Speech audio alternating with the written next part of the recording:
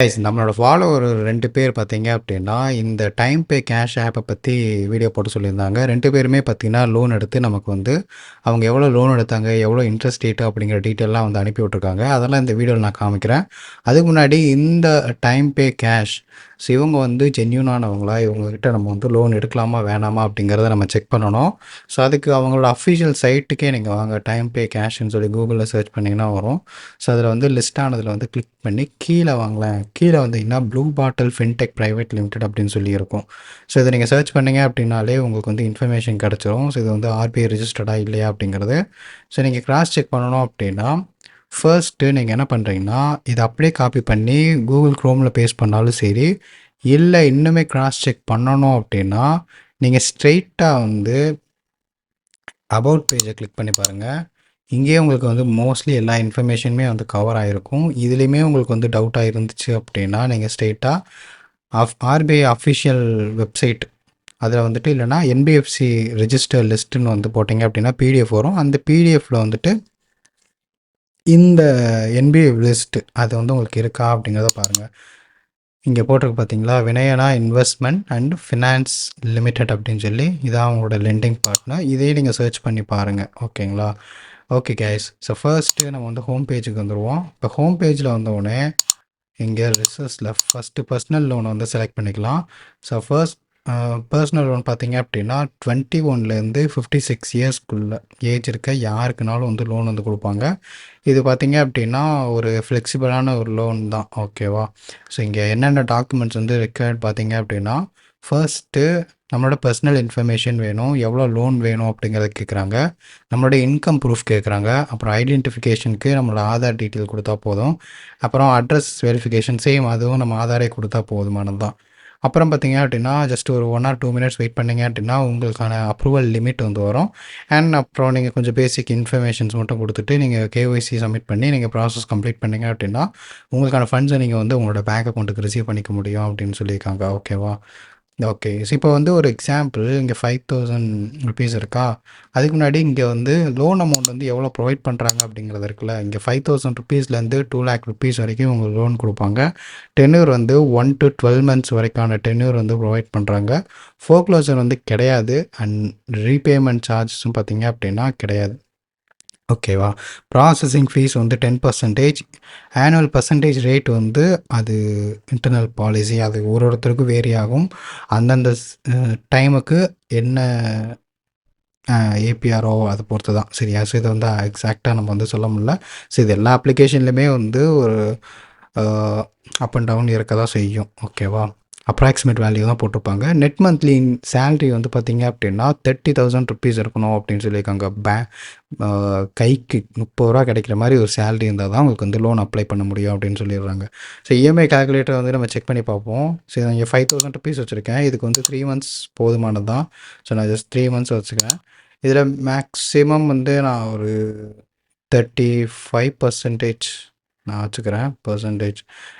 Okay. So இப்போ வந்து loan amount வந்து 5,000 ருபீஸ், 3 மந்த்ஸ்க்கான டென்யூர் 438 ருபீஸ் வந்து நமக்கான இன்ட்ரெஸ்ட்டு. டோட்டலாக நம்ம ரீபேமெண்ட் பண்ணுற அமௌண்ட் பார்த்திங்க அப்படின்னா 5938 ருபீஸ் வந்து நம்ம டோட்டலாக ரீபேமெண்ட் பண்ணுற மாதிரி இருக்கும். அண்ட் இது கூட சேர்ந்து ஃபீஸுமே வந்து இருக்கும். இது ஒரு அப்ராக்சிமேட் வேல்யூ தான், ஜஸ்ட் ஒரு இலிஸ்ட்ரேஷன் பர்பஸ் தான். ஆக்சுவல் வேல்யூ வந்து டிஃபர் ஆகும். சரியா? ஓகே. ஸோ இதில் வேறு ஏதாவது உங்களுக்கு டவுட்ஸ் இருந்துச்சு அப்படின்னா கான்டாக்டர்ஸ் ஆப்ஷனை செலக்ட் பண்ணி அவங்ககிட்ட என்கொயரி நீங்கள் வந்து பண்ணிக்கலாம். அண்ட் நீங்கள் லோன் அப்ளை பண்ண போகிறீங்க அப்படின்னா அப்ளை நோ ஆப்ஷனை செலக்ட் பண்ணி நீங்கள் பண்ணிக்கோங்க கைஸ். ஓகேவா? ஸோ இப்போ வந்து நம்மளோட ரெக்கார்ட்ஸ் வந்து நம்ம பார்ப்போம்.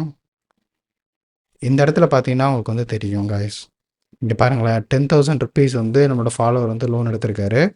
அவர் வந்து இன்ட்ரெஸ்ட் பர் டேக்கு வந்து 1%, ப்ராசஸிங் ஃபீஸ் வந்து 1000 rupees and GST on processing fees வந்து 180 ருபீஸ். இந்த ப்ராசஸிங் ஃபீஸுக்கு ஜிஎஸ்டி 180 ருபீஸ், டோட்டலாக வந்து 1,180 ருபீஸ் வந்து வந்திருக்கு. சரியா?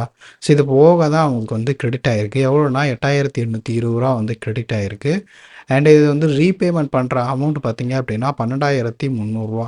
ஸோ இதிலே உங்களுக்கு வந்து தெரிஞ்சிருக்கும் இன்ட்ரெஸ்ட் ரேட் வந்து இன்ட்ரெஸ்ட் வந்து எவ்வளோ இருக்குது அப்படிங்கிறது. 2,300 ருபீஸ் வந்து நம்ம எக்ஸ்ட்ரா பே பண்ணுற மாதிரி இருக்கும். ப்ளஸ் அது போக இல்லாமல் இந்த ப்ராசஸிங் ஃபீஸும் நமக்கு எக்ஸ்ட்ரா தான். ஸோ ஓவராலாக பார்த்தீங்க அப்படின்னா நமக்கு வந்து கிட்டத்தட்ட 9,000லேருந்து ஒரு 3,300 நம்ம எக்ஸ்ட்ரா கட்டுற மாதிரி இருக்கும் இந்த 1,000 ருபீஸ்க்கு.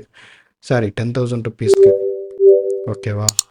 நெக்ஸ்ட்டு பார்த்தீங்க அப்படின்னா இந்த இடத்துல வந்துட்டு ஒரு அமௌண்ட் ரீபேமெண்ட் வந்து ₹30,000 லோன் எடுத்தோம். ஓகேவா.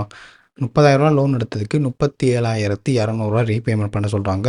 விஷயம் என்ன அப்படின்னா ப்ராசஸிங் ஃபீஸ் வந்து ₹3,000, அப்புறம் அதுக்கு வந்து ஜிஎஸ்டி வந்து ஒரு ₹540, ரெண்டும் சேர்ந்து ₹3,540 வந்துருச்சா. அது போக தான் வந்து இந்த அமௌண்ட் பிடிச்சிட்டு ₹26,460 வந்து சென்ட் பண்ணாங்க. அப்புறம் ரீபேமெண்ட் பண்ணுற அமௌண்ட்டு பார்த்தீங்கன்னா ₹7,200. ஓகேவா. ஸோ அந்த இடத்துலயே ஒரு 7,200 ப்ளஸ் இந்த இடத்துல ஒரு 3,000 வச்சா கூட ₹10,000 ஆச்சு. இது ரொம்ப பெரிய அமௌண்ட்டு தான் கைஸ். ₹30,000 லோன் எடுத்ததுக்கு ₹10,000 வந்து எக்ஸ்ட்ரா பே பண்ணுற மாதிரினா சான்ஸே இல்லை. இப் இந்த மாதிரி லோன் அப்ளிகேஷனில் எப்படி எடுத்தாங்கன்னு எனக்கு சத்தியமாக தெரில. ஓகேவா. முன்ன பார்த்ததுக்குமே பார்த்தீங்கன்னா வந்து அமௌண்ட் அதிகம்தான். ஓகேவா. அதுவுமே பார்த்தீங்கன்னா ₹3,300 வெறும் ₹10,000 லோனுக்கு. அட்லீஸ்ட் ஒரு 1000 இல்லைனா ஒரு ₹2,000 மேக்ஸிமம்னா கூட ஓகே அப்படின்லாம். ஆனால் ₹3,300 அது கொஞ்சம் அதிகமாக தெரியுது. அண்ட் இங்கே கம்பேர் பண்ணி பார்க்கும்போது இது ரொம்பவுமே அதிகமாக தெரியுது. கிட்டத்தட்ட பார்த்தீங்க அப்படின்னா ₹30,000 லோன் எடுத்ததுக்கு ₹10,000 எக்ஸ்ட்ரா பே பண்ணுற மாதிரி இருக்கும். நான் இதை யாருக்கும் சஜஸ்ட் பண்ண மாட்டேன். ஸோ அதனால் நீங்கள் நல்ல லோன் ஆப்பை வந்து பார்த்துக்குங்க. அண்ட் இந்த ஆப்பில் நீங்கள் லோன் எடுக்க போகிறீங்க அப்படின்னா சஜஸ்ட் பண்ண போகிறது கிடையாது. நீங்கள் வேறு நல்ல லோன் ஆப்பில் லோன் எடுங்க. நீங்கள் ஒன்ஸ் கிராஸ் செக் பண்ணிவிட்டு உங்களோட ஃபினான்ஷியல் அட்வைசர்கிட்ட டிஸ்கஸ் பண்ணிவிட்டு அதுக்கப்புறம் நீங்கள் வந்து எடுங்க. ஃபஸ்ட்டு உங்களோட ஓன் ரிசர்ச்சை பண்ணுங்கள். எல்லாமே பேக்ரவுண்ட் செக்லாம் பண்ணிவிட்டு அதுக்கப்புறம் எடுக்கலாமா வேணாமா, பாஸ்ட் யூசர்ஸோட ஃபீட்பேக்ஸ்லாம் என்ன அப்படிங்கிறதெல்லாம் நீங்கள் பார்த்துட்டு அதுக்கப்புறம் நீங்கள் டிசைட் பண்ணிக்கோங்க கைஸ். எமர்ஜென்சி தான், பட் கொஞ்சம் ஒரு ½ அன் ஹவர் ஸ்பெண்ட் பண்ணிங்க அப்படின்னா பேக்ரவுண்ட் செக்லாம் பண்ணிவிட்டு அதுக்கப்புறம் நீங்கள் டிசைட் பண்ணிக்கலாம். ஓகே. அவசரத்தில் போய் எடுத்தீங்க அப்படின்னா மாட்டிக்காதீங்க.